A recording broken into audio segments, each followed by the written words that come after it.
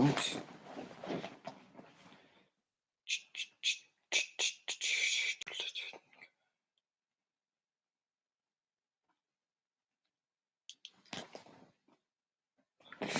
All right.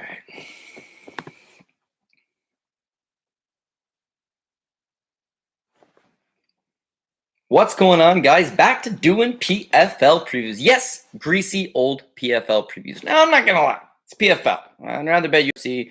I'd rather bet Bellator.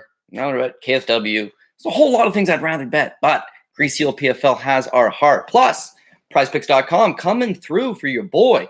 Definitely set up a really good offer, something I couldn't turn away. And it's not like they're asking for PFL previews. I just feel like for what they're giving us for the UFC stuff, I want to kind of sweeten up the pot. And you can also help out your boy liking, subscribing to the Mayo Media Network, but also go sign up at Prize Picks. If they're not available in your province or your state, at least you tried. That's all I can ask from you. But if you can get in, maybe you could throw in a couple bucks, promo code DOP, they'll match whatever you're going to put in up to $100. And then, yeah, we can just keep these PFL stuff going more often. I'll try to do Bellator stuff back on my own channel now that I'm not doing any matchmaking till I think we're going to do a November show. So a little more free time on my hands. Hopefully we can go out there and bang off some winning picks. Starting at the top, Kayla Harrison versus Caitlyn Young.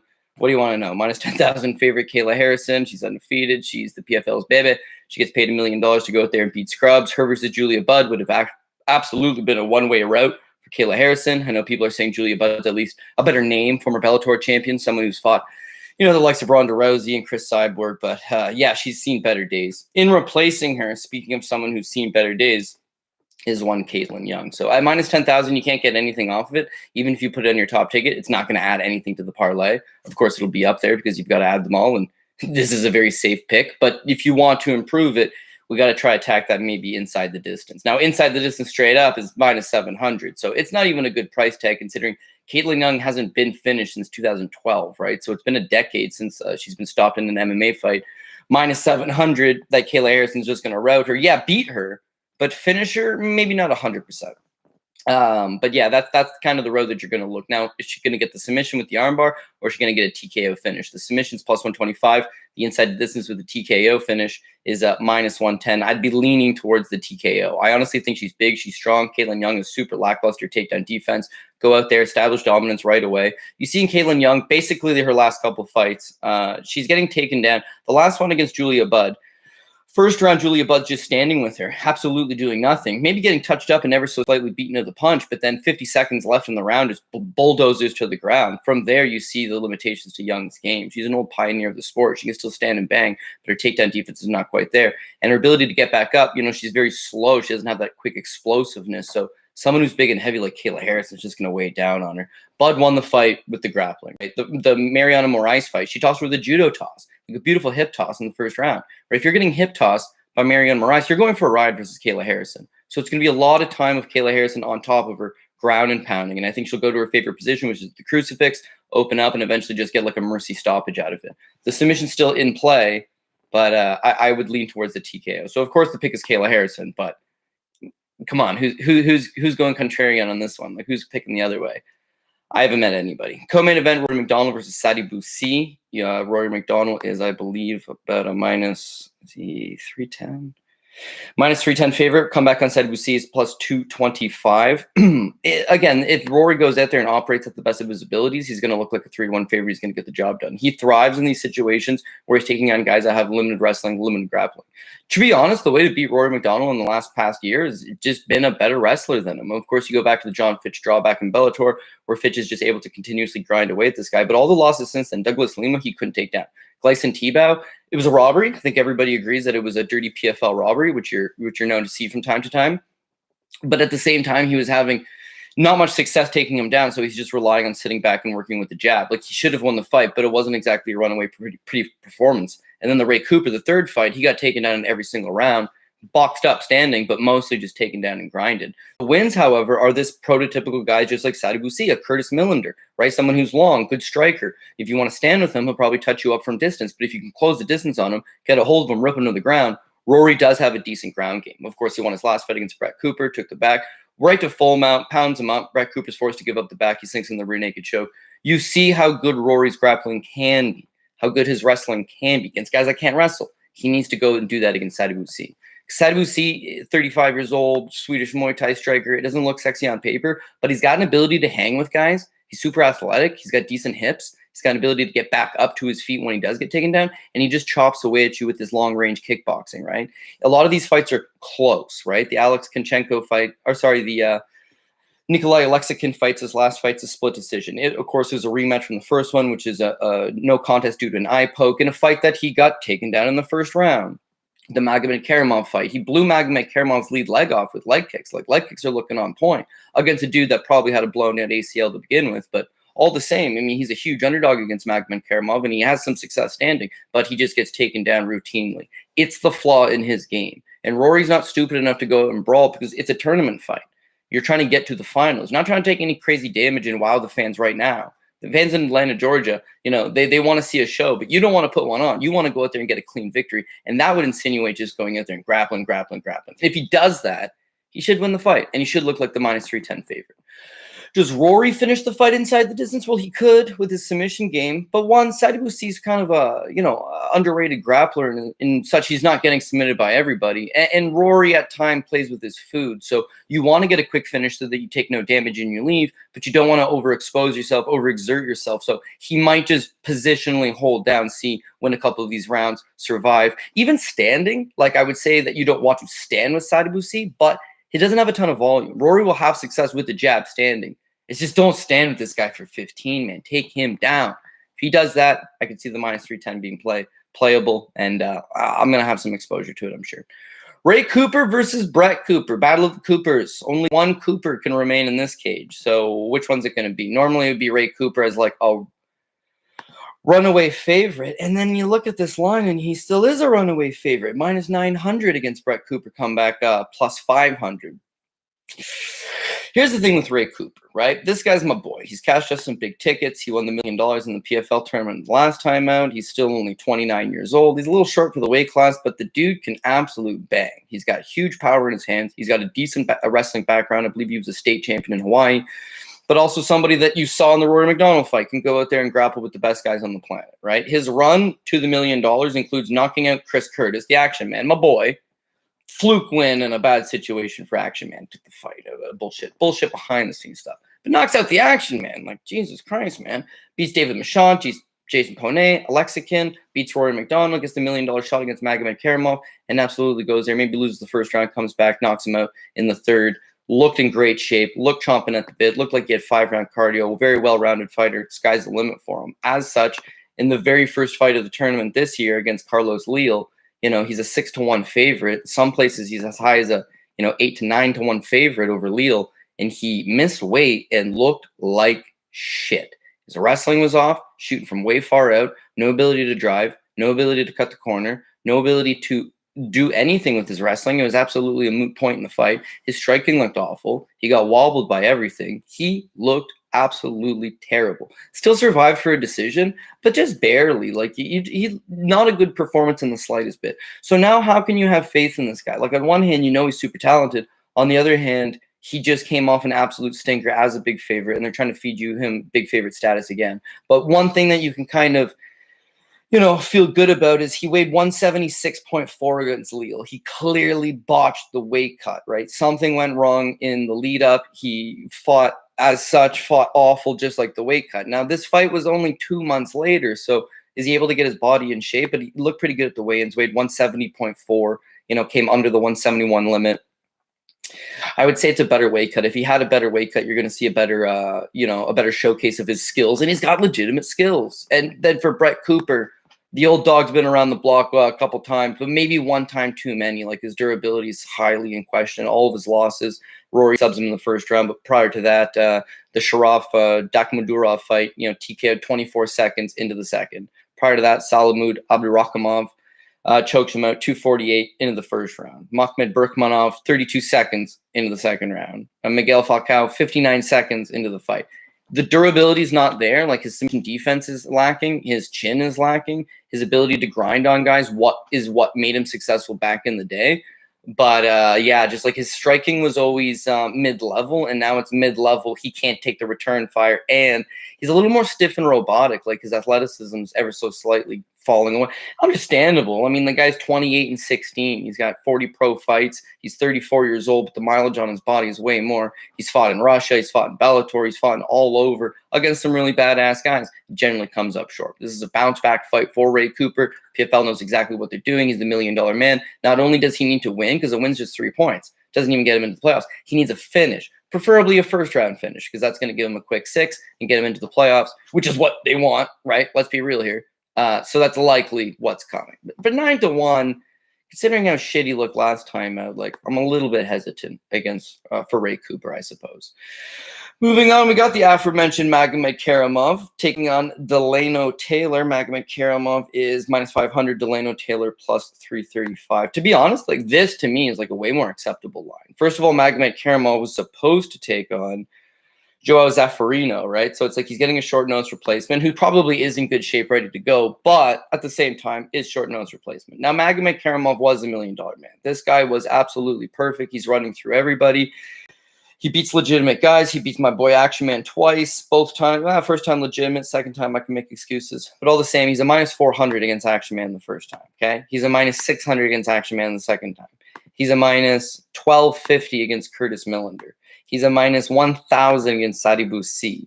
And then he slips up against Ray Cooper. And now you're getting him at -500 versus a short nose replacement in Delano Taylor. So a lot of this line is reflective of the fact that, like, people are jumping off him. But he's got all the skills in the world. At his best, he's got some legitimate combat sambo, solid wrestling. If he wants to take you down, he's going to take you down. When I praise the Action Man Chris Curtis, a lot of what I'm praising is his takedown defense. The guy is just so unbelievably hard to take down. Of course, you guys saw that in his last fight with Vieira.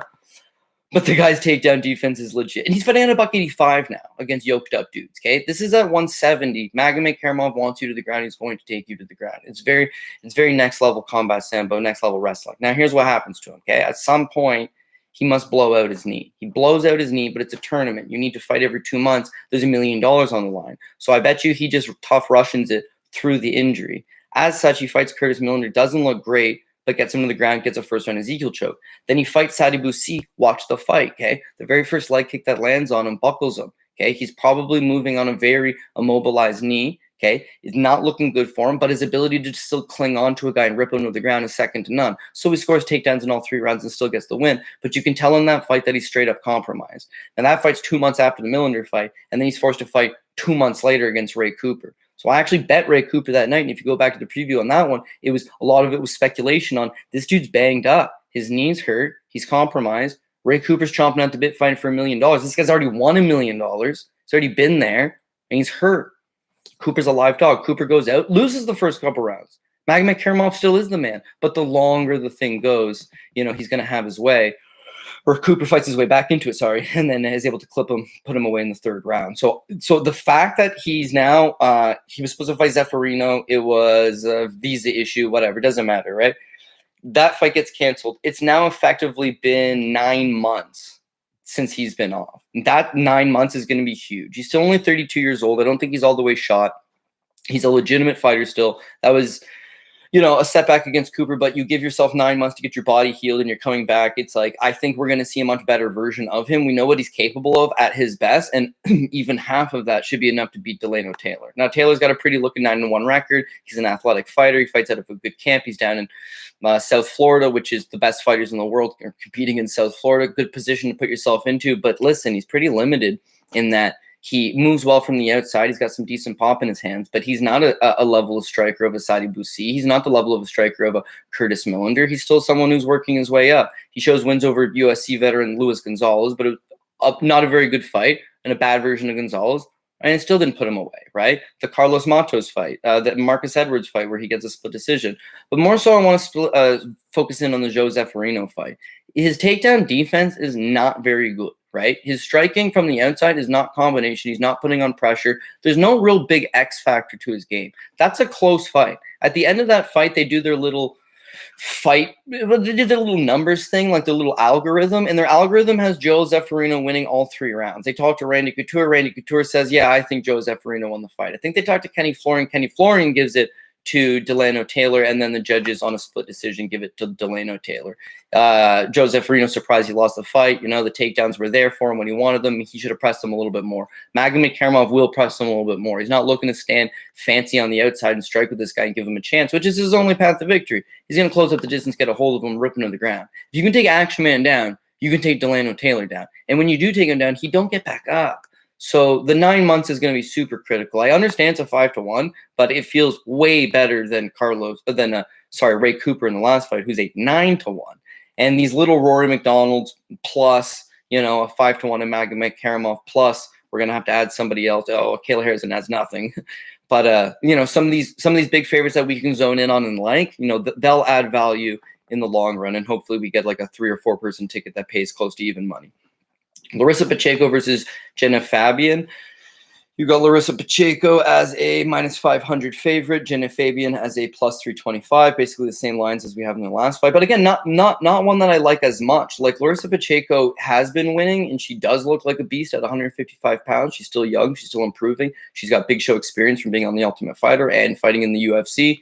She's translated that into a blossoming career, and I think she's found her niche in PFL. She only loses to Kayla Harrison, but she understandably loses that fight every time she comes up. And by the way, she's icing her opponents, no problem. Her last time out against Zanzigui, first round knockout. The one with against Alina Kolsnik, beautiful 1-2 down the pipe, left, right, counterpunch, knocks her out. She's got that big power. She's big. She puts pressure on you. There's a lot to like about it. It's just got the whiff to me of an apple pie shitter waiting to happen. Like, again, you look at that Alina Kolsnik fight. She's getting outstruck for the better part of the first round. She doesn't fight particularly well fighting off of her back foot. She's got big power, but like a good striker, someone who's adequate, someone is going to be able to figure her out. Now, she could go to her wrestling because, of course, if she's able to take Jenna Fabian down, she would have a lot of success on top, theoretically. But her wrestling's really not all that good. I'm like taking on somebody that's undersized and Alina Kolsnik. She has very little success getting to the ground. The one takedown she does complete, Kolsnik popped right back up. And for the most part, she just grind her up against the cage. So I'm worrying that if she runs into someone who's a decent enough striker, they're going to be able to exploit her at some point. And that's maybe ever so slightly what she's running into Janae Fabian, who, of course, I believe is Eugene Berriman's cousin. So she's got that city kickboxing background. Of course, we see Alexander Volkanovski and Israel Adesanya and all the greats in action on the Saturday in the UFC, but Fabian, not a high level striker, but a decent enough striker. She does make her money on these fights where her opponents kind of stand in front of her, present her looks. She's able to get that good southpaw stance, good rangy left hand, a little bit of a kickboxing base. The reason why I'm too coward to pull the trigger and say I think she's going to pull it off is that she seems to be a little bit slow and she seems to prefer to counter. I need someone that's going to put pressure on Lorisa Pacheco. Kayla Harrison's able to pressure her. Alina Kolsnik, before she got caught, was able to pressure her. I think Fabian sits back a little bit too long, and then because of that, Pacheco should have a slight speed advantage, a little bit of a power advantage, and hopefully that wins out the day. But we get burned, especially myself, on women's MMA all the time. And the worst spots to get burned on are these like close competitive striking matches that may go 15. This one kind of seems like it could be one of those cases. So a little bit of buyer beware on that -500 for Lorisa Pacheco, even though she's really given you no real reason to doubt her. Like, she's getting results in the cage. Something about her in this particular matchup just got me feeling like a little bit uneasy. Moving on, we've got, this should be a banger of a fight. We've got Magomed Umlatov -175 versus Jarrah Hussein El-Salawawi. El-Salawawi. I don't know. I'll just call him Jarrah. Jarrah Hussein. This is going to be my underdog shot. I'm going to take an underdog shot here on Jarrah Hussein at +135. Magomed Umlatov. Again, when you see undefeated, when you see Russian, when you see the last name ends with an OV, really easy to get excited about them because the presumption is that they're going to go out there and just be stud grapplers. They're going to just take the guy down, ragdoll him over and over, great cardio, cast iron, solid chin, willing to die in the cage, so they'll fight for your dollar. But that's not exactly the case in Magomed Umlatov's case. He prefers to strike, and at that, I think he's a little bit stiff and rigid. He's kind of got like an old school combat Sambo background where his head's a little bit high, his feet are a little bit planted, and generally he's not cutting a whole lot of angles. Is that he's able to stand in front of guys and just kind of out-tough them. I'll give him one thing. He's undefeated as a pro, but he's got amateur losses that date during the time of his pro career. Like, he lost to Azamat Bekoev in 2017, yet he's been a pro fighter since 2015. right? He also lost to Ramzat Kurmagomedov, who you've probably remembered from the Contender Series, now fights for Eagle FC, just beat John Howard. He also lost to him in 2015 during the course of his pro career. So, like, is he even an undefeated Russian, or is he a guy that has beaten a certain level of Russian opposition and then lost to the slightly better ilk? Yeah, I'm kind of thinking the latter. Zone into his last fight with Leandro Silva, the first round, nothing really happens. I mean, he's super tentative. He lands something like 14 or 15 significant strikes. There's not a whole lot of output. Luckily for him, Leandro Silva throws absolutely nothing. It's a close round. I would probably score for Umulatov. Second and the third round, Umulatov ups his pace a little bit, but not a whole lot. And again, Leandro Silva's just gun shy the whole time. He's got a tendency to do that. The guy is super durable cast iron because he's just risk adverse, doesn't take any real risks. So Umulatov wins the fight, sure, no problem.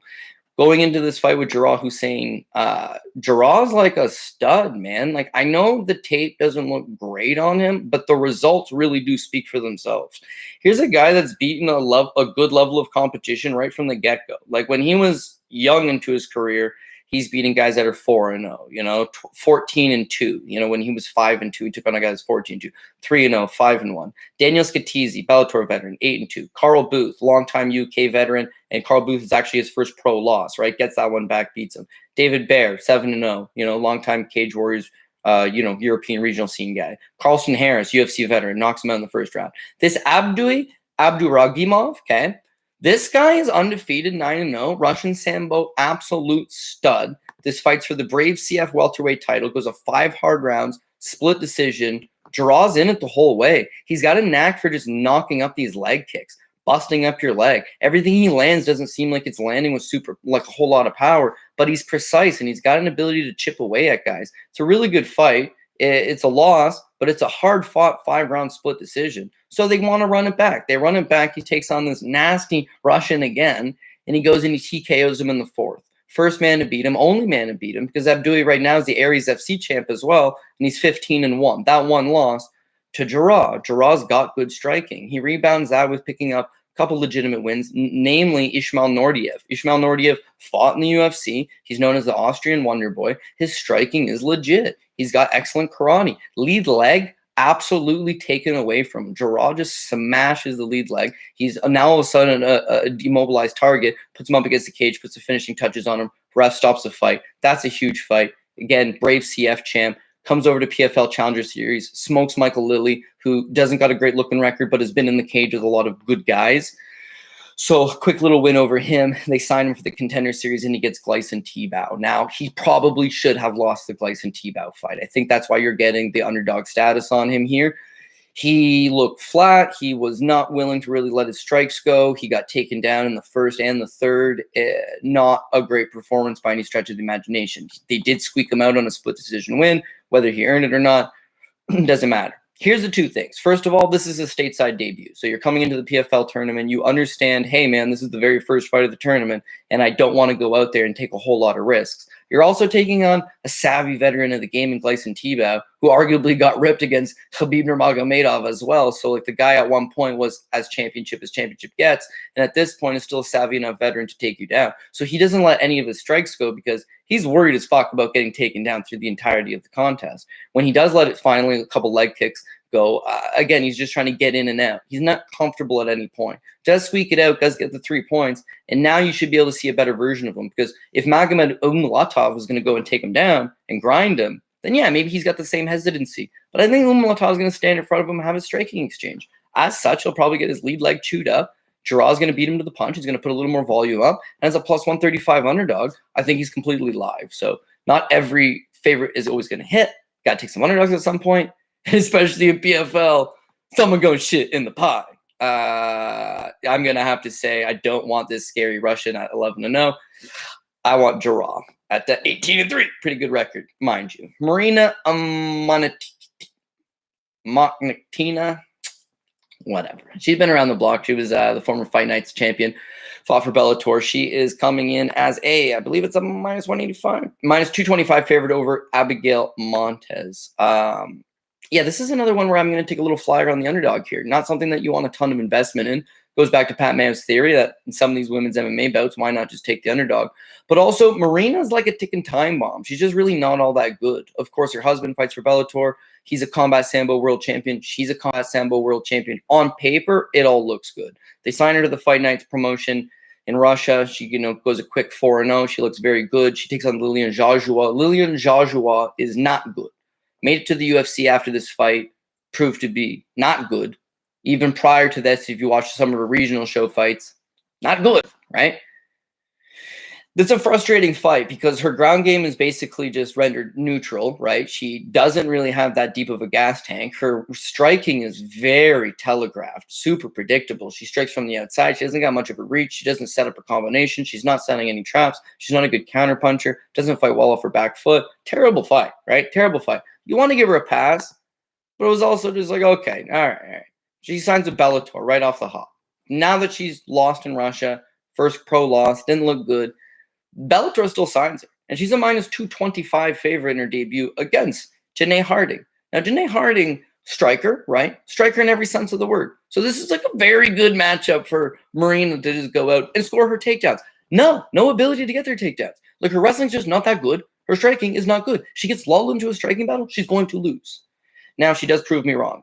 She beats Amanda Bell her next time out. It's a 7-7, middle of the road journeywoman type fighter. And she looked a little bit better. She got her striking looked a little bit better. Her grappling looked a little bit better, but a limited level of competition. And then the Claudia Zamora fight. I tried to fade her against Zamora, but Zamora is undersized. And what happened was Zamora just doesn't throw any strikes. Like, there's basically nothing happening through the majority of the fight. But Marina does throw a little bit more. She does land a little bit more. She does land a little bit better. And of course, she does mix in a few takedowns along the way. So she has picked up back-to-back victories. She's maybe getting a little more comfortable. And then she gets the Kayla Harrison fight where she goes the distance with Kayla Harrison. Kayla Harrison had finished her prior 5 opponents. And we're hoping to get another finish here against Caitlyn Young, hopefully by TKO. She's a finisher, right? So Marina going the distance with her, that in itself is kind of impressive. But again, you watch the fight and she's just like rolls for a knee bar, gives up bottom, and lies on her back for the rest of the round, right? Second round, she does manage to get taken down, gets back up, gets taken down again. Third round, held up against the cage for the majority of it. Doesn't at no point threaten Kayla Harrison, but it's kind of cool, I guess, that she went the distance with her. But she didn't offer enough in return, right? So, like, I just don't really think she's just not somebody at a minus 225 price tag that I'm willing to bet on. Now, Abby Montez, she's only 22 years old, so she's going to continue to make improvements. And what she's already shown us, not all that bad. She, of course, beat Claudia Zamora as well, and that was her pro debut. Follows that up. By the way, she's like 18 years old at the time. So someone that's young in the game, but already beaten a couple decent people, and then they parade her out to lose to Clarissa Shields, right? She's 21 years old at the time. She's a plus 200 underdog. Everybody figures that the decorated boxing champion's probably just going to box her up. Fair enough. But she had switched over to Antonio McKee's camp, right? So she's at Body Shop now. And Antonio McKee, Mandingo, my boy, Antonio McKee. By the way, he calls himself that, not me. But yeah, him, AJ McKee Jr., obviously, the former Bellator champion. They've got a whole cast of good fighters, and a lot of them are really stout, good wrestlers. So I think Montez goes out there. A lot of people backed her against Clarissa Shields because she was plus money, and they figured she might be able to get the takedown. But stand up, like, she took all of Shields' best shots. She moved forward. She had good timing. She ducked under the big right hands and got the takedowns. She grinded her. She fought a hard-fought 3 rounds, and she earned the split decision, right? The next fight against Alina Kolsnik, much of the same. You see this girl fight a hard 15 minutes. She's young. She's youthful. She's bouncing in and out. Is everything a work in progress? Hell yeah, everything's a work in progress. But she got these big, thick legs on her. She generates some decent power. She's snapping the head back of Alina Kolsnik. You know, I just look big, strong, and sturdy. And I scored the fight for her, to be honest. And I think, again, the broadcast team and their little fight metric thing had Abby Montez. It had a draw the first round, and it had Abby Montez winning the second and third round. But those fight metric thing, whatever their little algorithm thing, doesn't really score the fight. It's the judges, and the judges give it the other way to Alina Kolsnik. But you can see for a young fighter, first pro loss, split decision, competitive, has 15-minute cardio, seems sturdy enough, hard to take down, probably a striking advantage over Marina. She could just make this a straight-out scrap. And if she does, I've seen Marina fault in those situations. So give me the underdog here. I'll take a flyer on Abby Montez. Moving down, we got Martina Jandrova versus Zanzigui. They don't make this card easy with the names, eh? Faisalanova. Martina Jandrova is a fairly big favorite, I believe, minus 500 range. Pretty sure the last time I seen it. Minus 385. Minus 385 versus Zanzigui, which is plus 285. Again, what you're getting here is dangerous in the sense that you're betting a low-level fighter. Simple fact that she's taking on a much lower-level fighter. And that's exactly what I'm seeing. I didn't really want any part of betting Martina Jandrova till I looked at the other side. But let's start with her, right? She's 31 years old, only 5-2. So she's not really like experienced in MMA, but she does have some kickboxing background, right? She fought a couple decent Muay Thai fights back in the day. Yorina Bars is the girl that beat Cyborg in a Lion Fight match. She went the distance with her at Lion Fight 25. So she's well accredited with her Muay Thai, transitions over to MMA, beats a couple putts. There's not much you can take out of there other than her striking is pretty good, okay? Fast forward to what's relevant to us for the tape study, the Jacqueline Cavalcanti fight, which is PFL Challenger Series. So for the first round, yeah, Cavalcanti's all over her. She's pressuring her. She's moving Gindrova back. Gindrova seems to be a good striker, fast hands, but doesn't particularly fight well versus pressure fighters and doesn't fight well as a counterpuncher off her back foot. So she's not looking great in that first round. But the second round, Cavalcanti straight out gasses. And then Gindrova puts it right back on her. Puts a good beating. This thing's 1-1 going into the third. Who wants it more? Gindrova looks like momentum's in her corner, but she gasses out in the third round. They're both gassed. It's a close third round. You could score it either way. Tend to favor the Martina Jandrova side, but it wasn't like this girl's got hard fought 3-round cardio, chomping at the bit, made a huge comeback. She won the second round clean. Third round, she herself did tire out, but gets the win, ends up signing versus Vanessa Melo. Vanessa Melo's short, stocky, doesn't cover distance very well, so Martina Jandrova does an excellent job of moving laterally and using the hand speed, using the combinations, and again, that's going to lead to superior output, which she does en route to a decision victory. So she's like an okay striker. I don't think she can grapple all that well, but no one's really pushed the pace on her, and to her credit, she's got fast feet, so she's not really there to be grabbed onto for the most part. Holes in her game, certainly, but this is a Muay Thai fighter that's transitioning to MMA and just trying to figure it out as she goes. If they give her strikers, if they give her people of that nature, she should be okay. Someone's going to exploit her at some point. So can Zanzigui be that person? Well, she's got decent looking record coming into the PFL tournament, right? She's 7-1. But it doesn't take long to just pop her name into a YouTube search engine and you can see the tape for yourself. And like this Svetlana Kotova fight, you see that, like she comes up. I don't know if she's got a Sambo background. I believe it's a Sambo background. I don't know to what rank she would have, gotten that. But Zanzigui is like, I don't know. She looks like a regular ass amateur MMA fighter trying to just bully her way into the clinch. It looks like she likes judo techniques, the way that she, just pries her double underhooks. Not physically that strong in the clinch. Striking almost non-existent. Very, very bad fight. She fights one more time that year against an 0-1 opponent. Comes back, beats a couple lowly 0-0 opponents. Takes 3 years off in between. Like, none of this bodes well for her. And then just lands into the PFL tournament. Man, they need a body. There's not a whole lot of girls that fight at 155 pounds. This girl's 7-1. She's fought once in the last 3 years. It was against an 0-0 opponent. She went the distance against that 0-0 opponent. She is not good by any stretch of the imagination. They just need the body. So they throw her in there against Lorisa Pacheco. Lorisa Pacheco knocks her out in a minute 25. And it wasn't like the Alina Kolsnik fight. That two-piece combination was filthy. That was a KO. This was like the first left hook that clipped her on the side of the head. Immediately, she was just like, oh, shit. Right hand fucking follows up. All of a sudden, she's just covering up. The ref's like, I just seen enough of this and steps in. She did not wear damage well in the slightest sense. And now she's taking on Martina Jandrova, who's actually a good striker. So is she going to be able to just bully her way into the clinch, grab a hold of Gindrova, and peel her to the ground? Does she got good cardio that she can rely on? Does she have all these things? I couldn't tell you. It's a giant question mark. But I'm heavily leaning towards no. So I think Gindrova probably just stays lateral, moves side to side, picks her away, and might knock her out. Because, again, like she got punched in the face one time and, did not like it at all. So I get Pacheco's a big girl and a heavy puncher, but, Gindrova could replicate a lot of the same success. And then speaking of Alina Kolsnik, because it feels like we've been talking about her all show, she is in the prelim jerker versus Vanessa Melo. You've got Alina Kolsnik as a minus 190 favorite versus Vanessa Melo plus 145. I got to go with Alina Kolsnik. Again, you can tell by the fact that we've been forced to talk about her. She's been fighting a decent enough level of competition. She used to train in Thailand, someone that comes from a striking base. Although, unlike a Gindrova, who's a little more sharper and crisper, Alina Kolsnik's just a bully. She was bullying Lorisa Pacheco. She comes forward. She loves throwing combinations. The fight with Abby Montez was an absolute scrap. This girl is a scrapper. Losses are all super legit, right? She lost to Pam Bam Sorensen, who's former Invicta standout, currently fighting for the Bellator promotion. She fought Felicia Spencer, who's a former UFC veteran, former Invicta champion, fought Chris Cyborg to a decision. Taylor Guardo, who's very big for the weight class. Her husband's I believe, BJJ black belt now, but one of the trainers at Extreme Couture in Las Vegas. Like, she was in a good position. Lorisa Pacheco, 2-time tournament finalist, UFC veteran, Ultimate Fighter veteran. Okay, so she can't beat the best, right? She can't beat the best. But she hangs with a lot of them. She was competitive with Pacheco till she got caught. Guardo, the size and the ability for Guardo to just lean on her up against the cage and take her down, just too much. Felicia Spencer, much of the same. Too big, too strong, too physical, grappling too much. Pam Bam Sorensen, much of the same. But, Vanessa Melo's not really looking to grapple for the most part. She just kind of like wades forward. She's got like a classic shoot-to-box style where she's flat-footed. She bob and weaves from side to side and tries to connect on big hooks. But, for the most part, she doesn't cover distance very well. She doesn't, connect on a lot of her punches. She's whiffing and missing the target, coming up full of air. I don't know. Just not much I can get behind.